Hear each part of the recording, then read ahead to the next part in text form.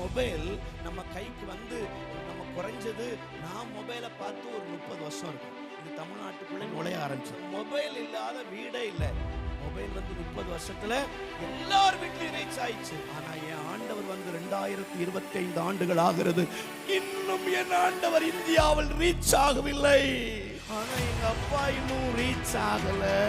அவர்தான் உலக ரட்சகர், அவர்தான் சர்வ வல்லமை உள்ள தேவன், அவர் ஒருவரே பாவத்தை மன்னிக்கிறவர், அவர் ஒருவரே நித்திய ஜீவனை கொடுக்கிறவர் என்று எல்லா கூட்டத்திற்கும் மத்தியிலும் என் ஆண்டவர் இன்னும் வீட்டுக்குள்ளே போக முடியாமல், இந்திய தேசத்திற்குள்ளே நுழைய முடியாமல், தமிழ்நாட்டுக்குள்ளே நுழைய முடியாமல், உலக நாடுகளுக்குள்ளே நுழைய முடியாமல் என் ஆண்டவர் இன்னும் ரீச் ஆகாமல் இருப்பதற்கு என்ன காரணம்?